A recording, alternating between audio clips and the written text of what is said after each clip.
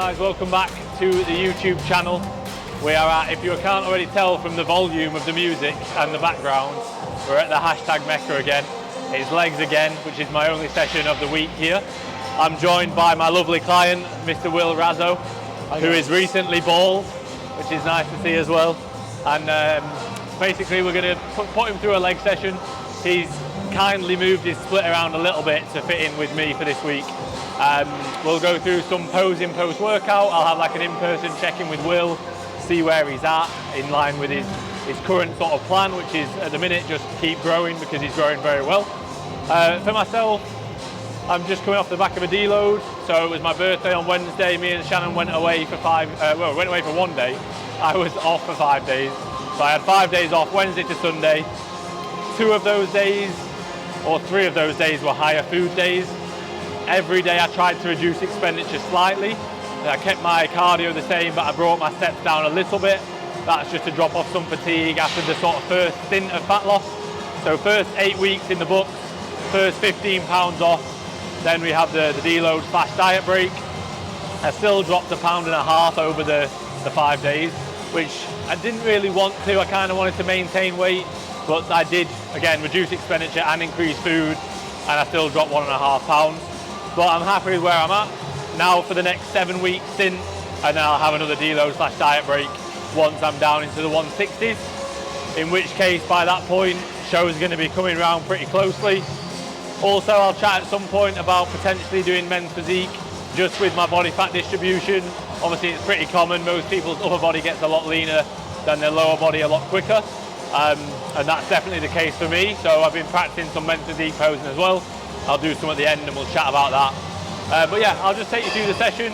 I'll give it like a proper prep update at some point as well. So yeah, stay tuned, like, subscribe, comment, all that kind of jazz. And yeah, enjoy the video.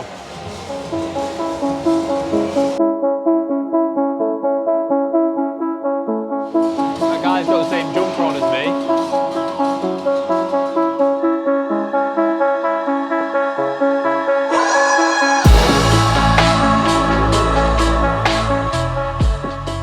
Right guys, so at the start of every leg session, I will do about literally 3 to 5 minutes of mobility work. So there'll be some clips of what I do in the background. So basically I do like a 90-90 stretch, sort of opens up my hips a little bit, stretches out my piriformis, and basically when my hips get tight, especially when for training in Rotherham it's like an hour's drive, so my hips get a little bit tight. So that's really important to sort of open my hips up, warm my hip musculature up before going into a leg session. A lot of people do ask, like, do I need to do mobility before every session? Ultimately, I would say it depends on the individual. Do you have any niggles, any injuries that you need to work around? Is there anything that's really causing pain or problems in your sessions? If there are, then structure your rehab, prehab kind of work, mobility work around that. Obviously, if you can go and see a physio, they can help you out with that kind of stuff. There's also a lot of good information, a lot of good videos just on YouTube. So I'll have clients ask me for like a 5-minute mobility routine. There's hundreds of videos on YouTube. Structure it to you, what feels good, what doesn't, what sort of feels like you can do it comfortably, what doesn't. Structure it to you. Like, that isn't anything that I've been told you have to do this. I've kind of established that as to what feels good for me and what kind of primes me and gets me ready to go into the session.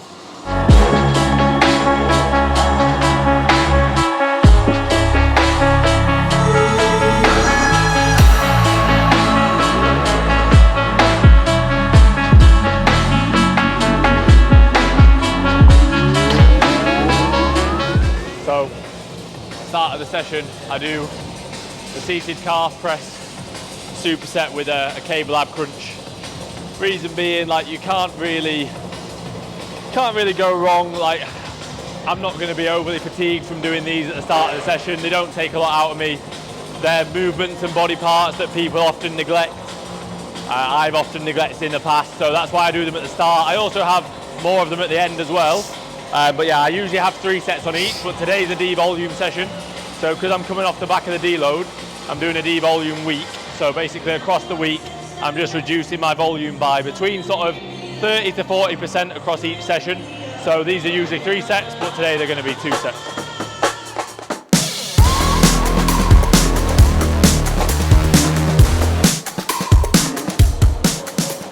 I'll count you in. Just push from here. Yeah. Just give me that first bit, basically. Yeah.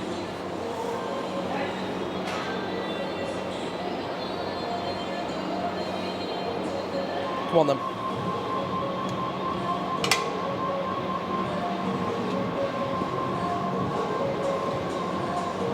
Okay, easy. Okay, I'll say 3, 2, 1, then I'll take a big deep breath. Just after that breath. 3, 2, 1.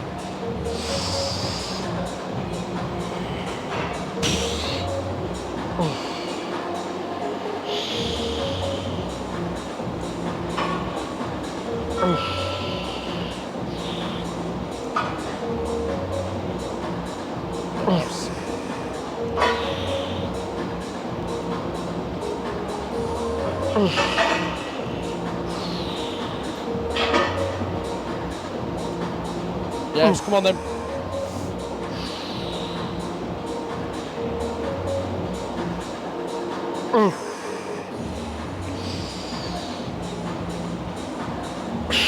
Yes. Oh, yeah, 1. Drive. Yeah.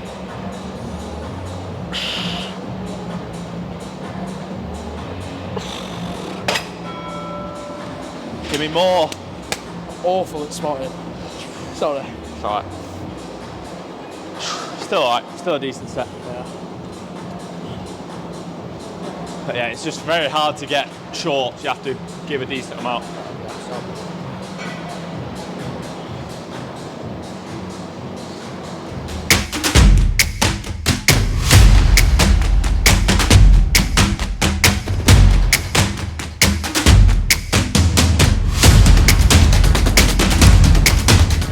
And then let me get out the bottom of the rep, and when it sticks, give me like everything you've got. Worst case, we can't get it up. Just let it come down. Pin you in. But basically, when it sticks on that last rep, like, yeah, you'll see. Worst case, we fail. It's fine. It just comes down. Yeah. So did 1 set on the ham curl again because I'm devoluming this session. So basically, halved the volume on the hamstring curl. 1 set on the squat press, which is going to stay as 1 set throughout this meso anyway. That's something that I changed at the end of last meso. So need to decide what load I'm going to do. Last time, yeah, it was last week. I did 10 plates. I believe I got 12 and 1 on 10 plates. I've done, I think, 11.75, so 11 3/4 is my best in terms of loading for 8 and 1. So I'll do somewhere in between those really.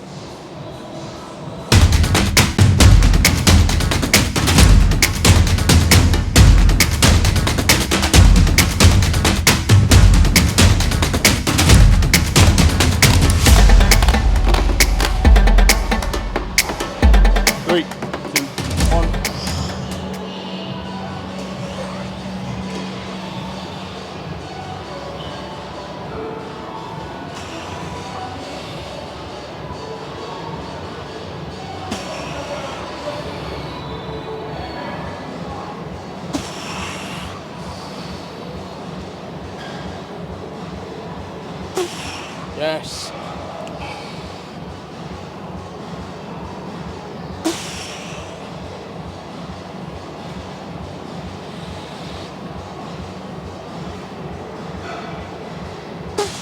Yes, come on then.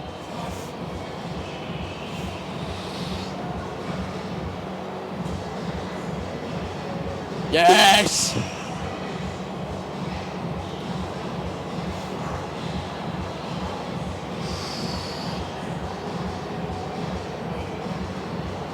Yes.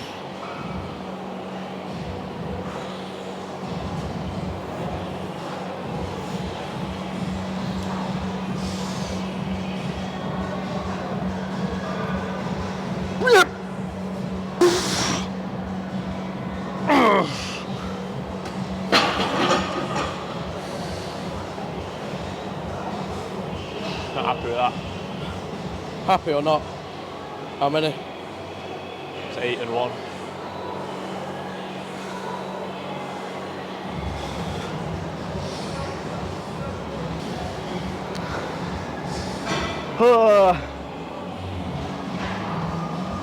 Eight and 1. Ideally wanted 10.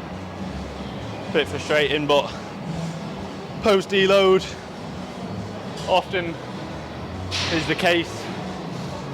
Sort of performance doesn't go straight back to where it was a lot of the time.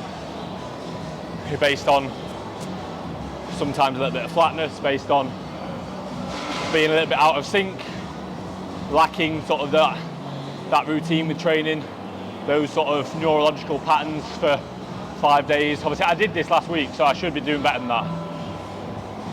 Not fucking good enough. Oh, must be the Hostile t-shirt. I'm making out it was like a really bad set. It wasn't. It looked good. Huh? It did look good. Yeah, it's just like numbers wise not what I wanted, but it wasn't a bad set. My quads feel decent now.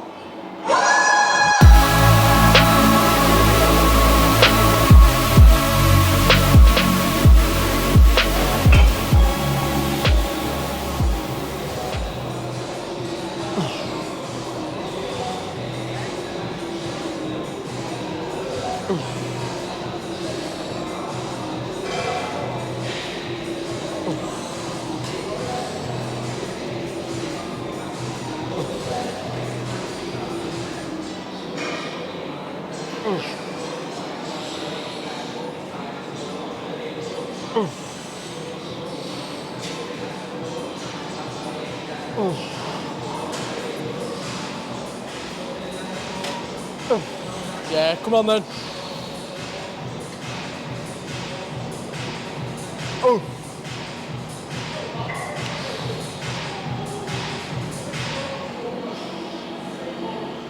Oh.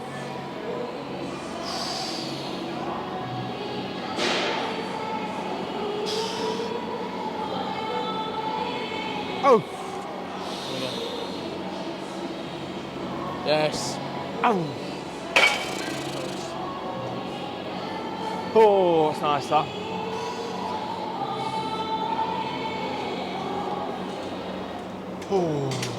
So, just one set on that again, same reason. Would usually be 2, but with the devolume, just 1.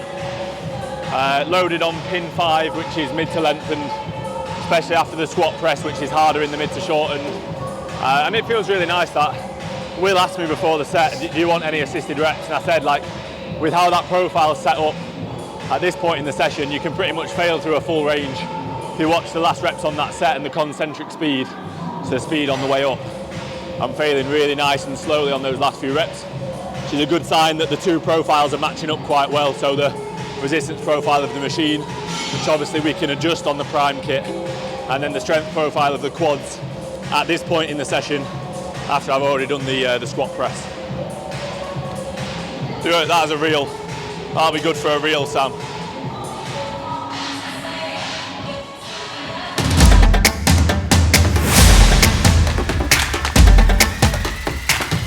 Like the summer reel.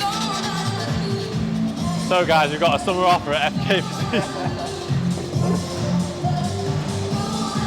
I'm gonna do, so the best I've had on the contralateral is 66 kilos for 11.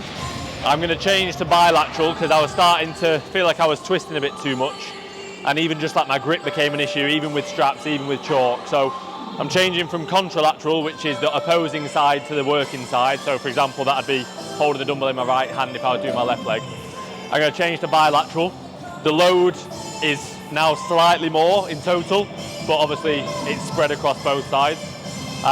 This will mean I get a little bit more quad out of it, even with the same stance, even with the same setup, just because the load is evenly spread, and therefore it's a bit closer to the hip, whereas when you do it contralateral, it's further from the hip, so the moment arm is longer, meaning it's going to be harder on the glute.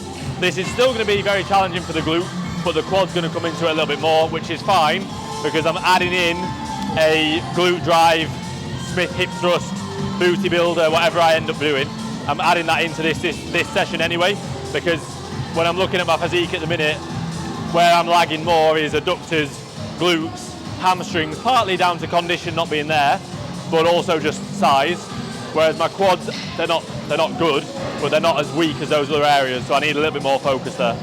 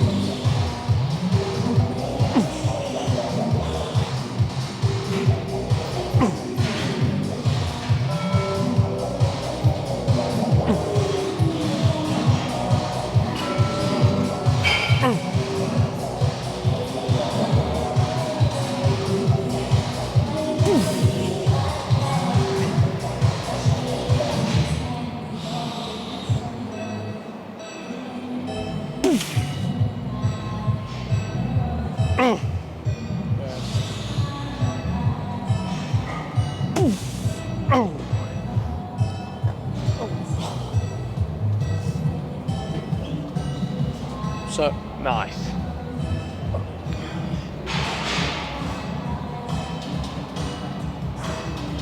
Felt good. I think that was 11. Felt more stable as well. Grip felt better. Fantastic programming change by myself. Fantastic coaching.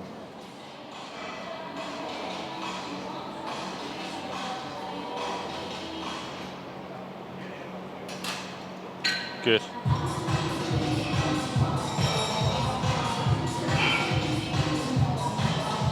Nice, mate.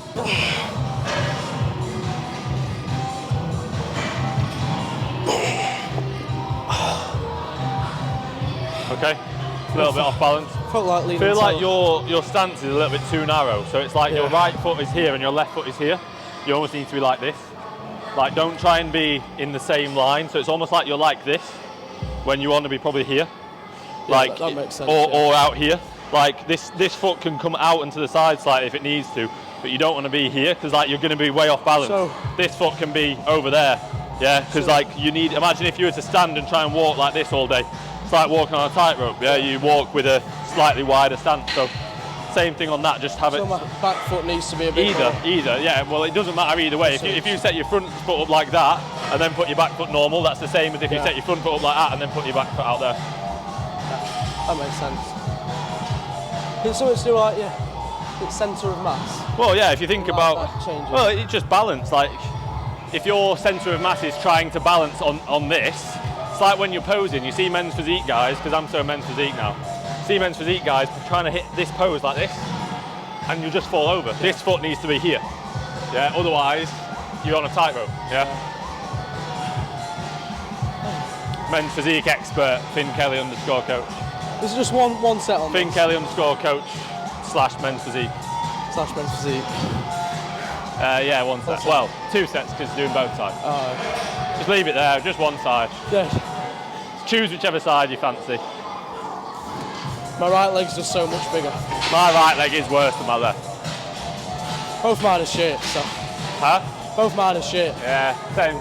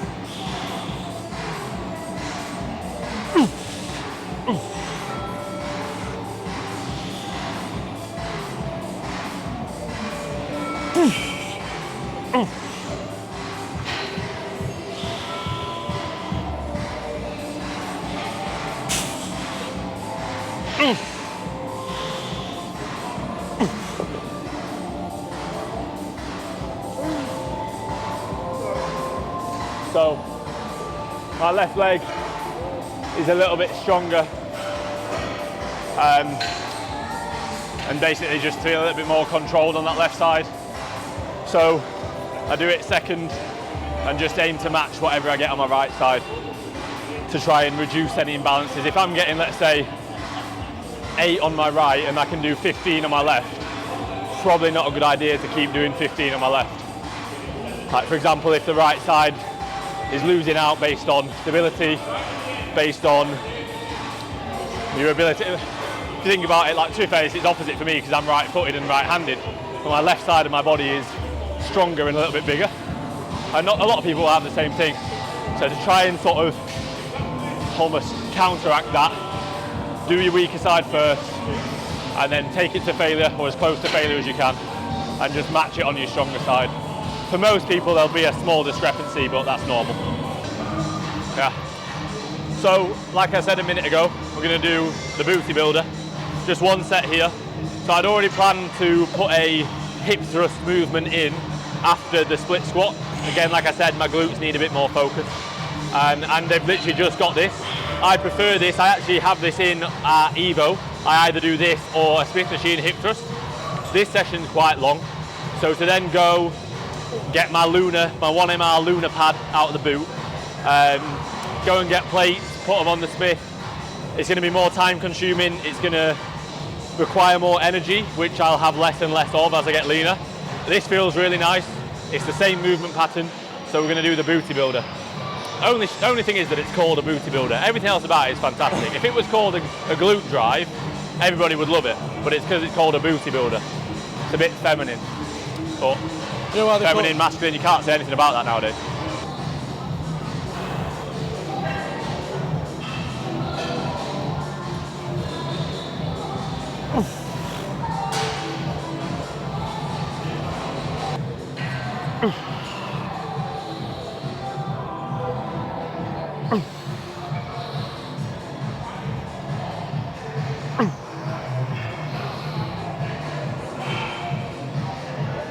Feels okay. You've now built a big booty. Yeah, booty's been built. It'll take some getting used to, but does feel good. It was invented by, if anybody didn't know, this is just off the top of my head. This machine was invented by Will Rasen, developed in Norway. Just some knowledge I've got on top of my head, that. Wow. Knowledge, yeah. Knowledge, it's not on the machine, it's just knowledge. Oof.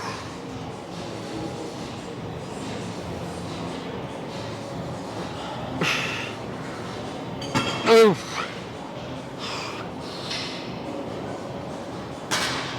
Ooh. Ooh. Ooh. Ooh. Ooh.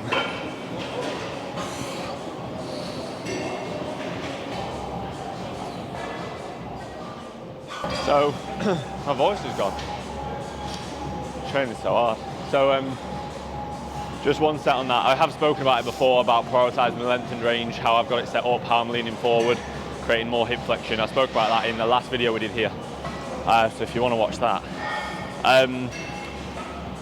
What was I going to say? So, oh yeah, I shouldn't really in today's session with it being a D volume, but what I do is I'll finish off with 5 partials and then I'll do a 30-second stretch. So basically in this leg session, what I do for my last movement for quads and hamstrings, or basically my last movement for hamstrings, I'll do a stretch. And then also at the end of the session, which is basically I superset it with this calf press, I do a quad stretch as well, which I'll show you in a minute. So I do 2 sets, well, like I say, you would usually be 3 on the toe press here. So start off with the seated calf, which you could argue is a little bit more short and focused. Obviously we're not fully lengthening the calf when we're in knee flexion. It's going to be a little bit more focused on the soleus, sort of lies underneath the main calf muscle. And then this, because the knee's fully extended, we're getting a little bit more out of the lengthened position, but also we're getting more out of the gastroc or the gastrocnemius, which is basically the bigger calf muscle. Neither of my calf muscles are big. So yeah, that's why we do this at the end and that at the start in an attempt to grow some calves still. Right, I'm gonna go do the quad stretch, mate. Basically what I'm doing there is a quad stretch right at the end of the session. A little bit of stretch mediated hypertrophy. The focus is basically just to get a decent amount of blood to that area late in the session, just to help with recovery, help with nutrient delivery, help with oxygen delivery, help remove waste products to aid recovery over the coming days. There's a decent amount of research behind sort of stretch mediated hypertrophy. I'm not a huge sort of advocate of it. I wouldn't be like, oh, you need to stretch after every set or at the end of every session. But I think with my legs being a weak area, it's almost like, well, if I can, why not? Why not just attempt it? It's not going to do me any harm. It's a little bit more time consuming, but that's really the only downside. And if anything, I do think that it helps in terms of recovery. And like I say, in terms of the sort of premise of just trying to flush more blood there, it makes sense to aid recovery. So that's why I do the stretches on the hamstrings and the quads at the end of today's session. Sorry, I didn't realise I didn't really explain how to do the stretch. So I use a seated hamstring curl. You could use any object that's immovable, basically. So I put the decent amount of weight on the stack on the ham curl. Then obviously I get my top of my foot onto the actual input pad, and then I'm thinking to basically put my other foot slightly forward. I'm thinking to extend through the hips to lean forward, and basically then with my foot being right behind me, my quad's going to lengthen out. And then with the hamstring stretch, all I'm doing at the end of the set is just leaning forward, trying to keep my chest up to create more hip flexion and lengthen the hamstrings.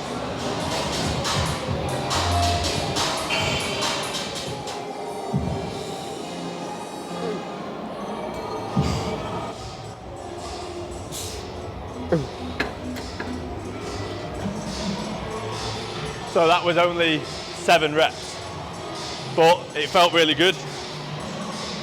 I'm actively trying to get stronger on my abs like I would any other body part. I've said this in the last video as well, like don't treat your abs like differently to any other body part. Train them like you would everything else.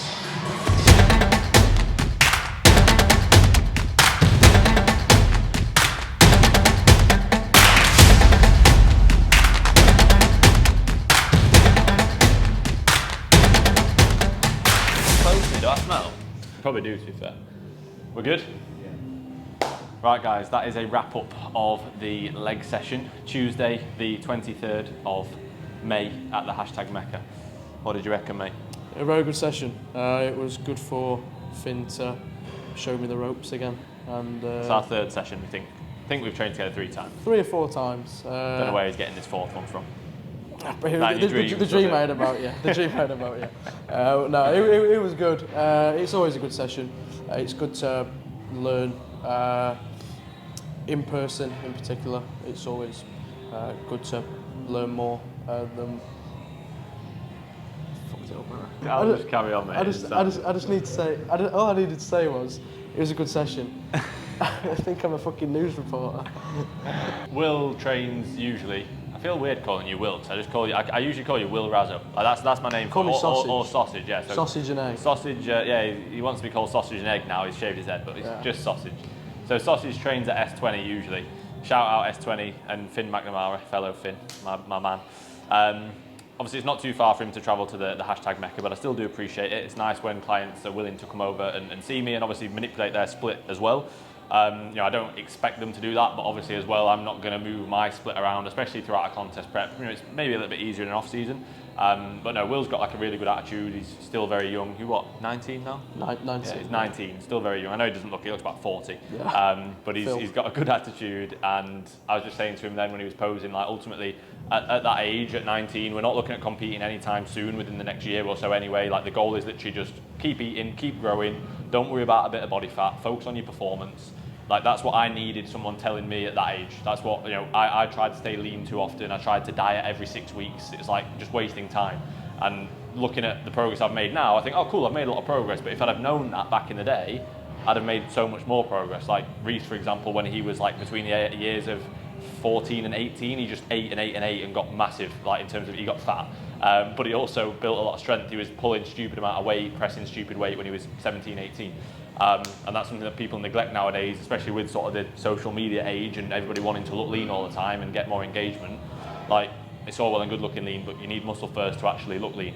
And that's where we're at now. Like, Will's building more and more muscle, and he's doing well. Like, you're in a good spot. Right, let's wrap it up, because we're going to break the outro record. So thanks for watching, as always. Appreciate everybody. Please like and subscribe, comment anything you want to see, follow the podcast, clap, clap, clap. We'll catch you in the next one. Peace.